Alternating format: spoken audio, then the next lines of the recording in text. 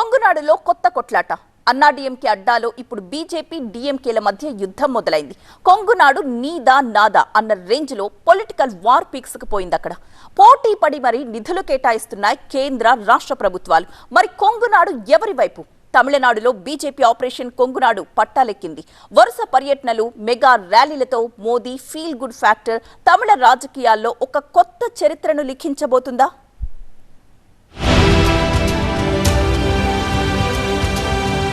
Target hattrick, mission 400+, south states పై focus.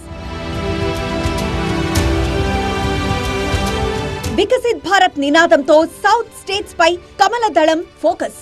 దక్షిణాదిన నమో నమామి.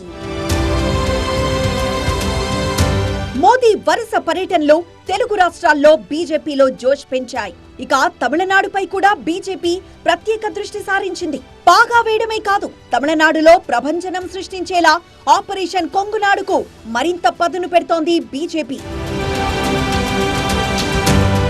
ఇటీవలే ప్రధాని మోదీ 2 సార్లు తమిళనాడులో పర్యటించారు. రామేశ్వరాన్ని సందర్శించారు. కొంగునాడులో భారీ ర్యాలీలో పాల్గొన్నారు.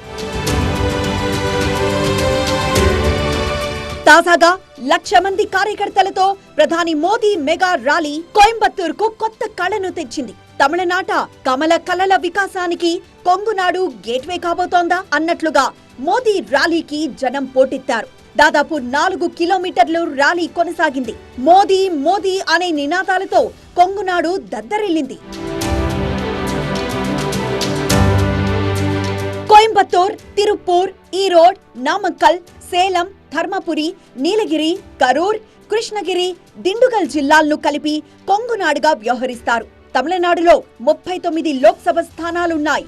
వాటిలో 10 స్థానాలు కొంగునాడు పరిధిలో ఉన్నాయి. తమిళనాట బీజేపీని బలోపేతం చేయడంలో పాదయాత్రలు, ప్రచార పర్వంతో తన మార్కు చాటుకుంటున్న ఆ పార్టీ రాష్ట్ర అధ్యక్షుడు అన్నామలైది కొంగునాడే.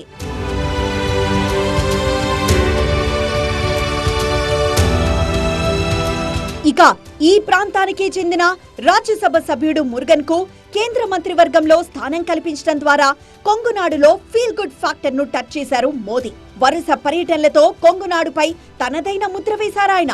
లేటెస్ట్ గా కోయంబత్తూరులో మోదీ ర్యాలీకొచ్చిన అనూహ్య స్పందనే అందుకు నిదర్శనంగా నిలిచింది. కొంగునాడు అన్నాడీఎంకేకు కంచుకోట. గత ఎన్నికల్లో డీఎంకే పవర్లోకొచ్చినా సరే కొంగునాడులో మాత్రం ప్రభావం చూపలేకపోయింది. మరోవైపు బీజేపీ గెలిచిన 4 అసెంబ్లీ స్థానాల్లో 2 కొంగునాడు పరిధిలోవే. ఇక ఎంపీ సీట్ల విషయానికొస్తే డీఎంకే 24, కాంగ్రెస్ 8 స్థానాల్లో గెలిచాయి.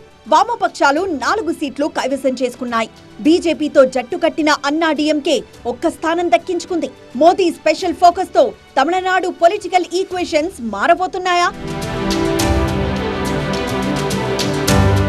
ఇన్నాళ్ళు ఓ లెక్క, ఇప్పుడు మోదీ మార్క్ లెక్క.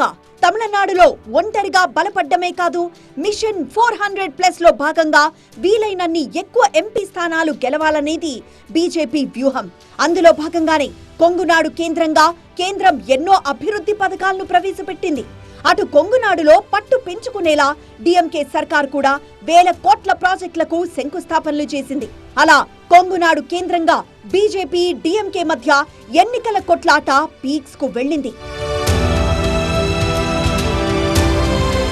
రాజ్యసభ ఎంపీ మురుగన్ను కేంద్ర కేబినెట్ లోకి తీసుకోవడం, తమిళనాడు రాష్ట్ర బీజేపీ చీఫ్ అన్నామలైకి ఫ్రీ హ్యాండ్ ఇవ్వడం, పరిశ్రమలకు నెలవైన కొంగునాడు అభివృద్ధి కోసం వేల కోట్ల నిధులు కేటాయించడం ద్వారా కొంగునాడులో బీజేపీకి ఫీల్ గుడ్ ఫ్యాక్టర్ సాధించడంలో ప్రధాని మోదీ తన మార్కు చాటుకున్నారు.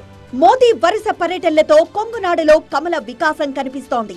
వ్యూహాలు అదుర్స్, వరుస పర్యటనలు, ఆలయాల సందర్శన, ర్యాలీలకు అనూహ్య స్పందన అన్నీ మంచి శకునములే అంటూ తమిళనాడు బీజేపీ మంచి జోష్ మీద దూసుకువెళ్తోంది. మరి ఫలితాల్లో ఈ జోష్ రిఫ్లెక్ట్ అవుతుందా? వేచి చూడాల్సిందే.